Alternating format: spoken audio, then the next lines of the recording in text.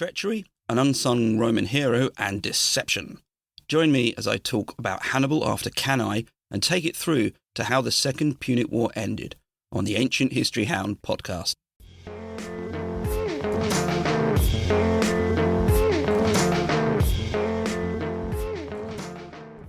Hi and welcome. My name's Neil, and in this episode I'm continuing on from a previous set of episodes which each featured Hannibal. These centred on a specific battle, the three famous ones, in which he defeated Rome, namely Trebia, Trasimene and Cannae. But they're actually a bit more than that, if I do say so myself. Each went into the lead-up, the characters involved and the events during and after the battle. You don't have to have listened to them for this to make sense, but it might be a good idea to indulge in a bit of binge listening if you haven't. What I'll be unwrapping in this episode, then, is what happened after the famous Battle of Cannae in 216 BC. In short, Hannibal campaigned in southern Italy, where he met both success and setback. These ultimately resulted in him needing to travel back to Carthage and fight Rome at Zama. Before I start, just a few points. Firstly, thanks for all the nice emails and reviews. Keep them coming. It really does make a difference. I know I keep saying it, and I will keep saying it, but I don't have a Patreon or a marketing budget. If you can spare the time to rate and review wherever you listen to this, it makes a huge difference. Episode notes are on my website, ancientblogger.com. These will feature a transcription, maps, a reading list of the sources I've used, images, and just about anything I think might be useful for you. My website is actually a website in itself. Ancientblogger.com is something I've been working on for a while, and recently I've been updating and improving it. It's all ancient history, so why not check it out, as well as what I'm doing for my podcasts. Elsewhere, I'm on Instagram, Threads, YouTube, TikTok, and Twitter, while it's still there, as Ancient Blogger. Actually, I should have said X. That might date it a bit. This podcast also has its own X handle of @HoundAncient. If you're feeling old school and want to email me, it's ancientblogger@hotmail.com. And thanks again for those who have. One final thing, all dates are BC unless otherwise stated. I usually say BC, but, just in case I don't, then assume that's what I'm saying. Right then, let's get started. In August of 216 BC, Hannibal had inflicted upon Rome its greatest defeat. Noted by military historians as a near-perfect victory, Hannibal had taken on a large Roman force and within a few hours reduced a battle to a work of butchery. However, this victory came with expectations, and Livy painted a scene where Hannibal's cavalry commander, Hannibal, pressed for Hannibal to march on Rome. Hannibal declined, and this caused Hannibal to issue the famous response, and I quote, "Hannibal, you know how to gain a victory, but not how to use one." End quote. Whether this was ever said is debatable.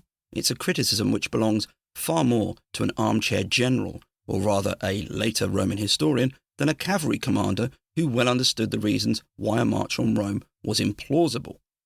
However, for the sake of argument, and also because it has become a famous criticism of Hannibal, it's worth weighing it up. To start with, consider the distance. Rome was 250 miles away, and this meant there was no prospect of surprise. As Livy himself noted, the city was found out soon enough and immediately strengthened the defences there. So again, no chance of surprise. Now, assume that Hannibal's army was fresh and not exhausted and in need of a good few days' rest. It would take a while to reach Rome. One paper I've included in the reading list is by John Sheen, and it goes into the logistics of moving Hannibal's forces that distance and keeping it fed. The numbers are truly eye-watering. Using his numbers and estimates, Hannibal's army after Cannae would have required around 286,000 pounds of food a day. That's around 130,000 kilograms, and that's without considering water. But let's just assume Hannibal magically had all the supplies he needed. Sheen estimated it would take at least 19 days continual march to get to Rome, and the supply chain would require just over 500,000 animals. But again, using magic, let's drop Hannibal's army right next to Rome. Well, here we'd have a different problem, that in regards to conducting a siege. Hannibal both lacked the equipment and the expertise to conduct a long siege. Before he'd laid foot in Italy, he besieged Saguntum in Iberia. This had taken many months and had been very costly. And of course, what about his army? Many of these soldiers, and I'm looking at the Celts here in particular, had joined up for glory, to kill Romans and to win battles. They weren't about to stick around for months doing nothing. And finally, any army conducting a siege was very vulnerable from attacks. It's actually difficult to find one reason why Hannibal would have marched on Rome, though later, as you'll hear, he comes very close to it. Cannae had been fought in the south of Italy, and Hannibal seems to have had plans for this region of the Italian peninsula. It's important to consider that this region didn't have deep roots with Rome. In fact, Rome had only started engaging there early that century and only secured its influence in 272 BC when it took Taras or Tarentum. This was a region which became known as Magna Graecia, Greater Greece, because of the Greek colonies which had grown there. I covered this in an episode titled Magna Graecia, Greeks in Southern Italy, and discussed how Rome ended up securing the area. Anyway, my point here is that this part of Italy wasn't some securely held Roman territory with a historic relationship imbued with loyalty. There were plenty of cities who would happily take their independence back if given the opportunity. One such location, Tarentum, had even come out for Hannibal after his victory at Cannae, even though it had a Roman garrison. Hannibal's first movements after Cannae took him west and to Campania, and this was somewhere he'd visited back in 217 BC after the victory at Trasimene. Back then, it was a big logistical shop. Hannibal helping himself to the harvest there. Back then, he'd also been tracked by Fabius Maximus and had almost been trapped in the region, but this time there was no such Roman force on his heels. His main aim seems to have been to take Neapolis, or modern-day Naples. This would provide him with a good harbour, something he hadn't had the chance of yet. However, the defences of Neapolis put him off, and this further underlines how he was never going to try to take Rome. But he didn't leave empty-handed. If he couldn't take Neapolis, there were other cities he could try. And that's what happened. Nearby Capua fell to him, but not through a siege. Instead, good old-fashioned treachery. Or at least treachery if you were a Roman. According to Livy, the city was betrayed to the Romans by a faction within it. This was actually more common than you might think. Often a city had a faction. Usually by this I mean some disgruntled nobles who'd been sidelined and realised a change of owner would be good for them. Livy added some gruesome details to enhance the horror of it all. For example, some Roman officials locked up in the steam rooms of the baths and cooked to death. Perhaps that instance was a tad fanciful, but it certainly wasn't a bloodless event. Signs were positive for Hannibal and, please pardon the pun, things were cooking nicely. However, it was here he was to meet a Roman general who would be a continual thorn in his side, Marcus Claudius Marcellus. Marcellus was no green general like some others which Hannibal had faced. Here was an individual who'd excelled as a soldier, and as a general had defeated an army of Gauls in 222 BC. He hadn't just defeated them. In the battle, he killed the Gallic king and won the Spolia Opima. A general killing the enemy commander was a rare thing. Indeed, only two figures had done this previously. Given one was the mythical Romulus and the other Cossus, a 5th century general, this was quite something. And just as an aside, there's a whole thing about how Cossus achieved that great feat on an episode done, actually 2 episodes, by the Partial Historians. If you've not listened to the Partial Historians, everything about Rome. It's that simple. Make sure you give them a listen. Anyway, aside from all of that, Marcellus seems to have been a genuinely capable general, much to the chagrin of Hannibal. Hannibal's first experience of this was at Nola, to the east of Neapolis and south of Capua. Hannibal had taken Nuceria and was presumably looking to increase his hold on the area. However, when camping outside Nola, he seems to have adopted a lax attitude, or it was simply an off day, because Marcellus led a sortie from the city and surprised the Carthaginians. The result wasn't a victory exactly, but it was enough for Hannibal to move his forces away and return to Capua, where he spent the winter. In 215 BC, Hannibal turned his attention further south. Bruttium is a region which roughly equates with modern-day Calabria. If you imagine the foot of Italy, this forms the sort of midfoot to the tips of its toe. Much of this was actually pacified for him by Himlico, that is, all apart from Rhegion, which is a city right on the tip of that toe. This activity hadn't gone unnoticed. Given the close proximity to it, the city-state of Syracuse on Sicily saw an opportunity and allied with Hannibal. He was also able to realise the dream of being supplied by Carthage, and at Locri a force arrived which even included some elephants. With these elephants and perhaps the boost to morale, Hannibal tried once more to take Nola, but again was met by Marcellus, who drove him away. Hannibal's response was to send some of his army to Bruttium, whilst he moved east to Apulia. Again, to use the foot metaphor, this is the heel region. By 212 BC, things had changed for the worst, and Hannibal's campaign started to stagnate, with some gains actually lost. Rome hadn't been pleased by Syracuse alliance and had sent a force there under Appius Claudius and Marcellus to take it. This they did, and it was this event in which Archimedes, the famous mathematician and all-round genius, was accidentally killed. With Syracuse now lost, the position Carthage had on Sicily would be far weaker. But it wasn't just here where Rome was looking to take back ground. Capua still stood out as Hannibal's main gain in Campania, and Rome was putting pressure on it. On the southern coast of Italy, Hannibal did have some luck and took the city of Tarentum. I spoke about this city a fair amount in my episode on Magna Graecia. Originally a Spartan colony, it had fulfilled its potential and become a leading city in southern Italy. It's fair to say that Tarentum had a very strained relationship with Rome. It had employed Pyrrhus against Rome in the early 3rd century BC, which ultimately led to its defeat. When Rome finally took the city in 272 BC, it established Roman dominance in the southern part of Italy. Rome's dominance of this area was therefore still relatively fresh, and given that Tarentum had been its long-standing opponent, there's little surprise that Tarentum would wish to become independent once more. As mentioned, it had been the leading city in the region, so perhaps here was a chance to reset things to how they had once been. The tale behind the taking of Tarentum is suitably dramatic. Hannibal received 13 young men from Tarentum in his nearby camp. Successive visits outlined the plan and what would happen.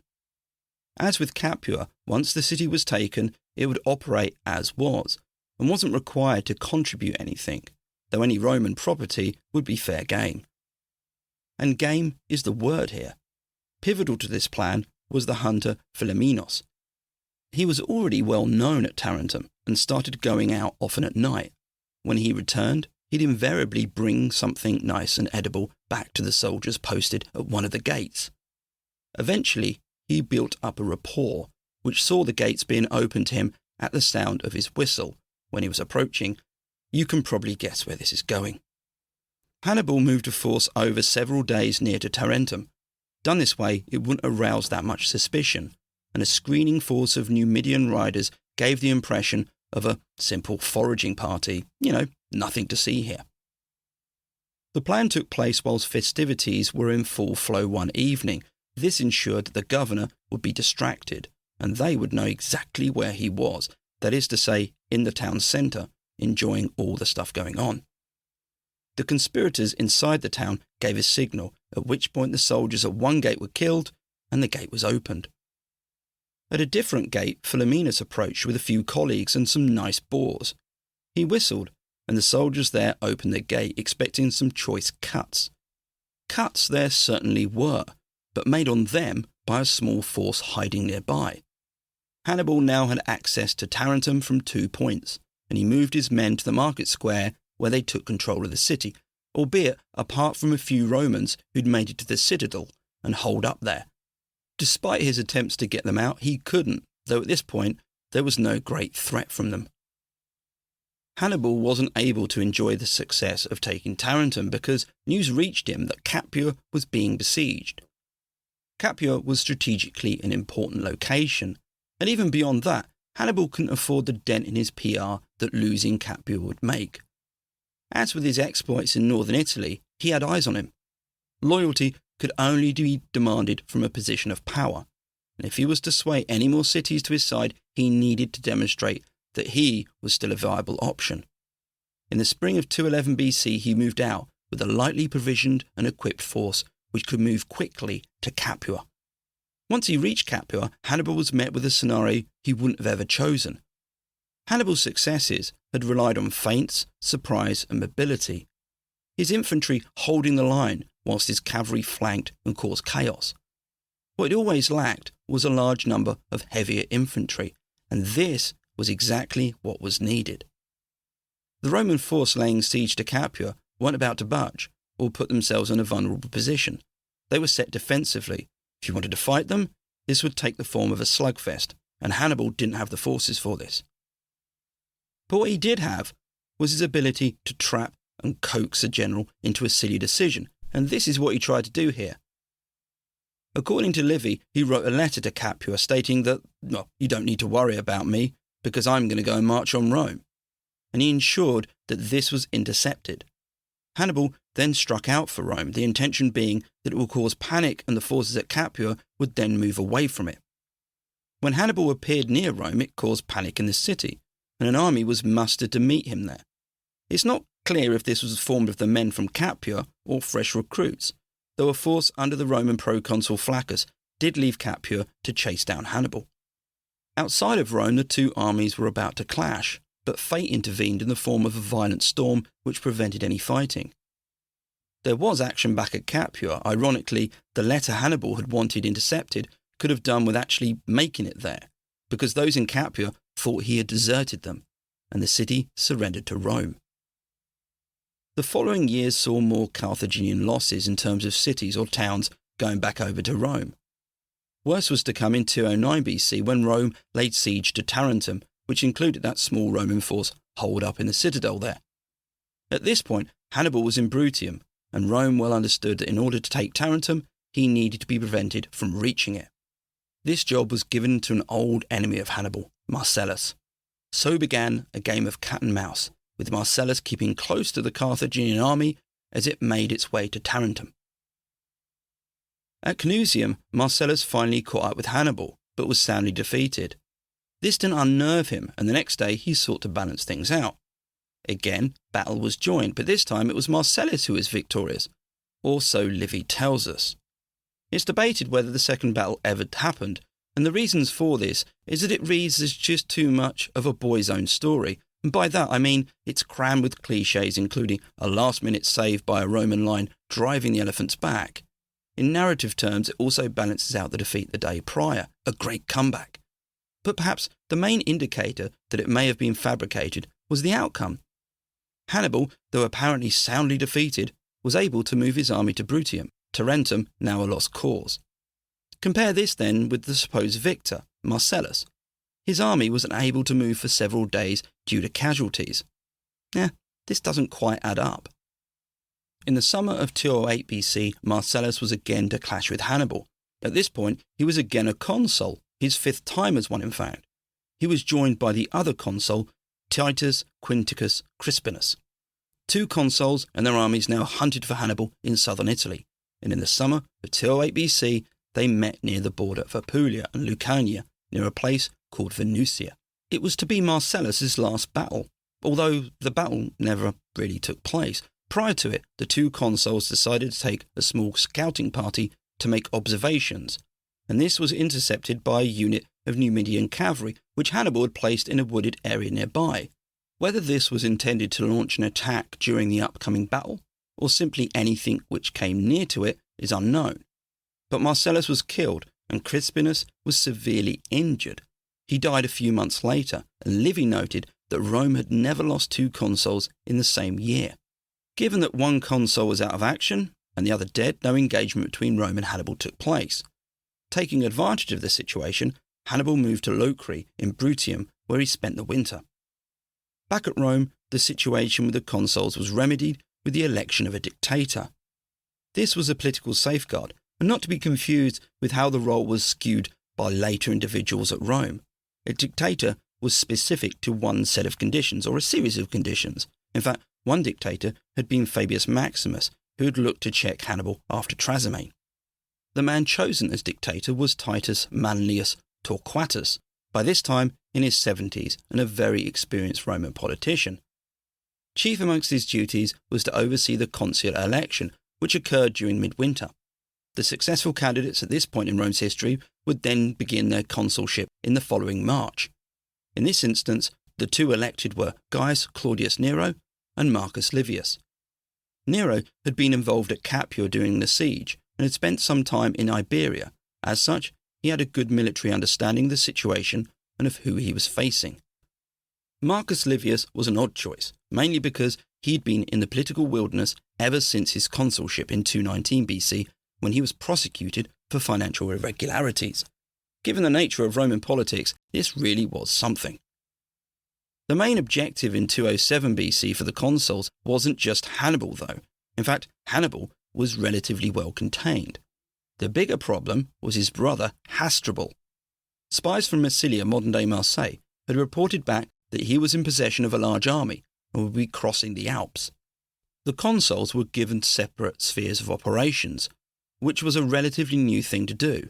Nero would keep Hannibal in the south busy, or at least distracted, and it would be Livius who would move north to intercept the new Carthaginian force, whose sole mission would be to move south and link up with Hannibal. Livius's first challenge was assembling a strong army, or at least one which could put up a fight. This wasn't a problem for Nero, who was able to use the experienced units stationed in the south, who had been in regular action. Perhaps underlying the problems he faced, Livius was forced to hire slaves into the army. And here we meet a problem which had finally started to hit Rome: manpower. Rome wasn't just fighting in Italy, it had forces in Iberia. A census taken in 287 BC had the numbers of citizen Romans hovering around the 177,000 mark. A more recent one gave the figure at 137,000. This included men too old for service and those who wouldn't pass muster. But even with a pinch of salt, these numbers give some indication that the war effort was starting to bite. Hasdrubal's movements across the Alps and through northern Italy was far, far easier than his brothers had been. The Celtic tribes seemed happy enough for another Carthaginian force to head south and kill Romans, always an easy vote winner with them.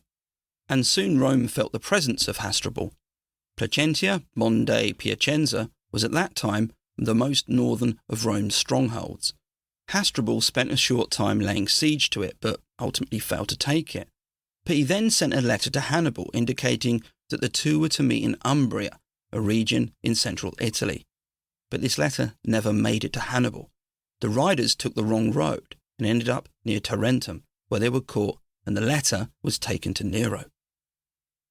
Nero realized the situation and informed the Senate that he was abandoning his position in the south and heading north. As well as disobeying his orders, there was a practical problem in hand. Nero well understood that if he decamped and moved his full army north, it would likely result in two outcomes. The first was that Hannibal would now be free to undo Roman gains there in the south. Secondly, and possibly the real dangerous one, Hannibal would have realized something was up. He'd then track Nero's army and either harass it or wait till the right time to attack it, most likely an ambush of some sort. In a stroke of ingenuity, Nero took a leaf out of Hannibal's book and combined movement and deception. This didn't require a large force, so he left the majority of his army in southern Italy and took a picked force of 1,000 cavalry and 6,000 infantry. The smaller number could move more quickly, and it wouldn't necessarily alert Hannibal that he was up to anything particularly big. Even so, Nero embraced the aforementioned art of deception further. He made a beeline for a Lucanian town with a Carthaginian garrison. It would therefore seem as if Nero was just merely launching a small assault. However, at night he undertook forced marches to move north quickly. Eventually, he arrived at Picenum, or Picenum, a region in the eastern central part of Italy, and close to where Livius had his camp. Remember that the orders Livius had were to intercept Hasdrubal and defeat him. We can only speculate if Hannibal had realised really what was going on, and even if he did, what could he do about it? There was still the majority of Nero's army in the south, which would have made things very difficult for him if he'd tried to follow. In any case, the chief objective of Nero's, to get to Livius with a sizable contingent of men, had worked. When he arrived at Livius's camp, Nero did so with as little fuss as possible, the idea still being to surprise Hasdrubal. Though the ruse might have initially worked, Hasdrubal soon understood that there was something going on, that there was another consul in the Roman camp to the south of his camp. You can only imagine the despairing conclusions which tumbled from this. First, that he was now facing a much larger army than he'd previously been expecting. Estimates for the numbers here range, but it's assumed that both Hasdrubal and Livius had around 30,000 troops each. Hasdrubal couldn't know how many more he was facing. He just knew that he was now outnumbered. Second was about what wasn't there, namely his brother. Was he dead? Had he been defeated on the way? Worse still, did he even know about any of this? The sorry realization must have been that this wasn't a coincidence, that his letter had been intercepted by Rome and read. What Hasdrubal now experienced was the stuff of nightmares for any general of any period. And that's because decisions were made, as they are now, on information. It's one of the enduring strategies of war. Try and trick the enemy. Let them underestimate your numbers. Let them overestimate your numbers. Presumably, Hasdrubal had a battle plan based on what he knew. All this had now changed. With this in mind, he did the sensible thing. Striking camp, he moved along the south bank of the river Metaurus, today known as the Metauro. It runs from the Apennines and travels 110 kilometres, that's 68 miles east, to the Adriatic Sea. Hasdrubal's new plan was to cross it and move back north, perhaps to Gaul or amongst a friendly tribe of Celts in the north of Italy. The problem he had was finding that place to cross. Livy painted a pitiful scene in which Hasdrubal's scouts abandoned him, and this left him trying desperately to find a fording point which didn't exist. Failing to find anywhere to cross, the Romans caught up with him, and in 207 BC, the Battle of the Metaurus took place. Neither army had specifically chosen the battlefield. Indeed, it really wasn't much of one. It was more a choke point. To the north was the Metaurus River running east to west. To the south was very, very hilly ground. The Roman force lined up facing east. On their left flank was the river, and their left wing was composed of cavalry. Livius's men made up most of the army here, with Nero and his infantry on the right wing. Presumably his cavalry had been added to that on the Roman left. Hasdrubal's army mirrored the Roman deployment. Their cavalry was placed on the right flank, next to the river. In the centre, he had his core infantry and elephants, and on the left, more infantry. The reason no cavalry was on the southern side of the battlefield, that is, the Roman right or the Carthaginian left, was again because of that hilly terrain. And it was here that Nero's men watched as the battle ensued. Rome made early gains, perhaps through sheer numbers. Their cavalry was able to force the Carthaginian cavalry back. However, in the centre, the Carthaginian elephants were proving unusually effective, at least for the moment. It was here that Nero again took the initiative. Realising that his men on the right couldn't get to the Carthaginian left because of the terrain, he sent them behind the Roman line and out to the far left. This was where the cavalry had fought, and because the Roman horse had forced the Carthaginian horse back, there was a gap between the infantry and the river. Nero led his men through the gap and onto the rear of the Carthaginian right. This sort of flanking manoeuvre was a death knell in most battles, and it was certainly the case here. In the centre, the elephants had routed and were killing men on either side. Realising the day was lost, Hasdrubal rode to the centre of the line and to his death. The Battle of the Metaurus was a turning point in the Second Punic War. The story goes that Hannibal was informed of what happened when the head of his brother was thrown at a Carthaginian outpost in the south of Italy. And not just that, there was a parade of Carthaginian prisoners in chains. The message was clear, and Hannibal must have realised that his position in Italy was crumbling. Perhaps it was this which led Hannibal recording his achievements on a bronze tablet at a temple to Hera near Croton. He'd visited the temple after hearing that there was a solid gold column there, and was intent on taking it until he had a dream where Hera appeared and warned him against doing so. The tablet was written in Punic and Greek. Frustratingly, Polybius actually saw it, and I say frustratingly because all that Polybius took from it were the figures for the army size Hannibal had when he arrived in Italy. If only he'd copied all of it, or at least more than just a statistic, even though it's a very useful one. Think of it, Hannibal's account of things written by Hannibal. Hannibal's problems began to mount due to another Roman general, Scipio, and the remaining years of the Second Punic War are writ large, with the name Scipio hanging over them. Hannibal had actually faced both Scipio and his father and defeated both. Prior to the Battle of Trebia in 218 BC, a small cavalry skirmish had resulted in the Roman consul called Scipio being seriously injured. As a result, he was absent from the debacle at Trebia, but won renown when he took a Roman force into the Iberian Peninsula following this. In case you're wondering why he did this, this was because Rome had decided to try and break down that power base in the Iberian Peninsula that the Carthaginians had built up. It was actually Scipio's son, also called Scipio, who was to cross paths with Hannibal in a few years, as you'll hear. Hannibal and the younger Scipio had met earlier, when Scipio had survived the butchery at Cannae. Scipio was to later replace his father in Iberia, leading the Roman fight back against Carthage there and earning impressive victories. There's even a somewhat convenient anecdote in which Scipio Jr. saved his father from certain death when he was injured in that cavalry skirmish. But as I said, that's just a very convenient tale. In 204 BC, Scipio sailed with a now experienced force and landed near to Utica in northern Africa.